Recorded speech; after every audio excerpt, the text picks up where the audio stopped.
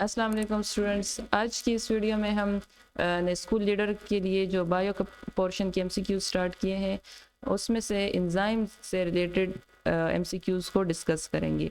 तो first one MCQ है, enzymes are carbohydrates, fats, proteins, starch. तो these are proteinaceous in nature. Enzymes जो हैं हमारे पास प्रोटीनीशियस हैं। All the enzymes are made up of proteins, ये इसकी कंपोजिशन है। नेक्स्ट एमसीक्यू है, which of the following correctly explains the function of enzymes. कैबिन ऑप्शंस में से कौन सा ऐसा ऑप्शन है जो एंजाइम्स के फंक्शन को एक्सप्लेन करता है। Allow new chemical reaction to occur, are used up during chemical reaction. So enzymes are not used up during a chemical reaction, rather they are recovered at the end of the reaction. Alter the direction of chemical reaction. तो ये जो है chemical reaction की direction means कि forward या backward उसको change नहीं करता. This is not the function of enzymes. Alter the rate of chemical reaction. तो enzymes का ये काम है कि ये किसी भी chemical reaction की speed को increase करता है. That's why we use enzymes. Enzymes जो है जब उसकी स्पीड को इंक्रीज कर देता है, that's why mostly enzymes are used during a chemical reaction. Without such enzymes the reaction takes years और मंथ्स और ईयर्स.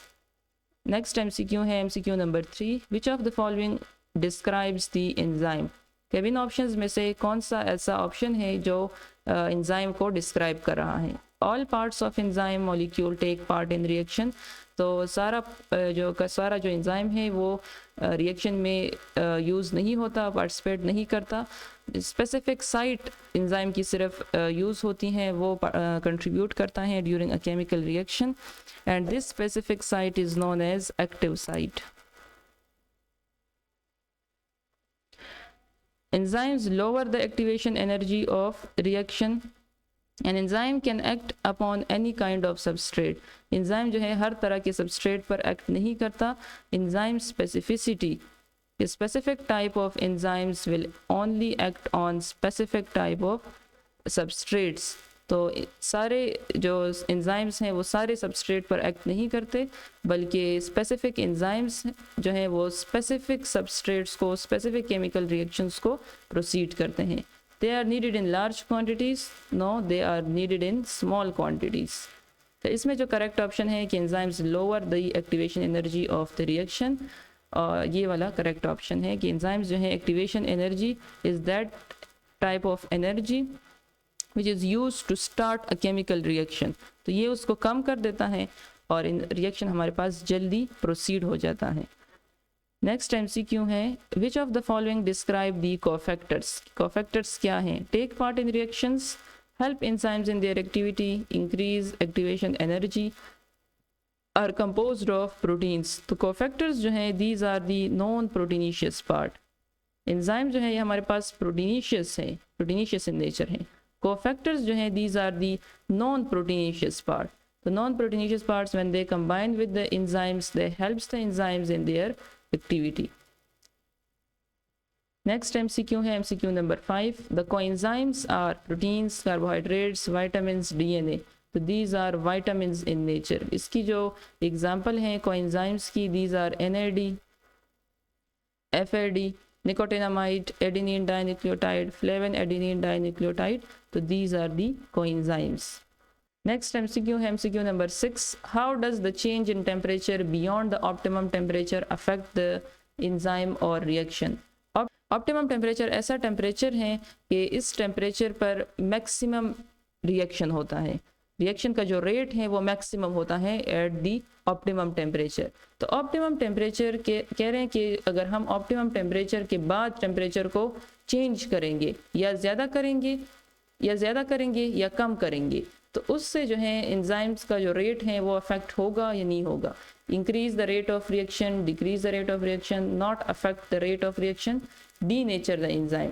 तो ये जो है रेट ऑफ रिएक्शन कम होगा अगर हम ऑप्टिमम टेम्परेचर के बाद भी टेम्परेचर को इंक्रीज करें या डिक्रीज करें. तो this will leads to decrease in the rate of the chemical reaction. इसके बाद जो है केमिकल रिएक्शन का रेट जो है वो ज़्यादा नहीं होगा, instead it will be decreases.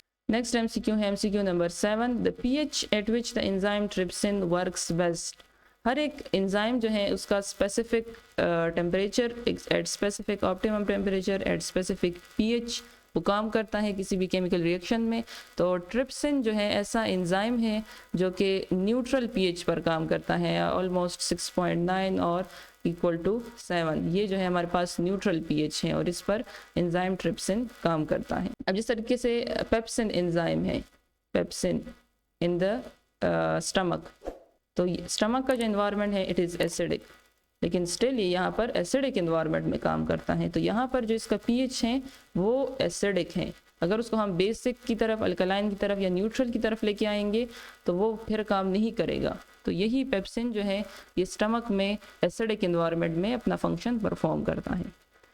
Next MCQ है MCQ number 8, enzymes are affected by environmental changes which ultimately affect metabolism, respiration, digestion, all of them.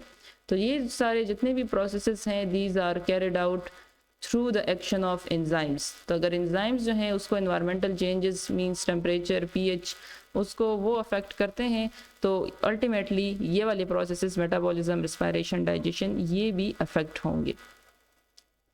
MCQ number 9 है, the high temperature of body is dangerous because nerves break down, boiling of body water, enzymes stop to work, none of them. तो जब भी body का temperature high हो जाता है तो इससे एंजाइम्स जो है वो उस पर सबसे ज़्यादा अफेक्ट होता है इसका। Enzymes stops to work, enzyme जो है अपना काम छोड़ देते हैं।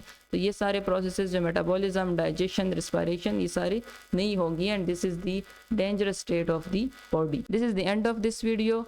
सी you in the next video. Thanks for watching. अल्लाह हाफिज़।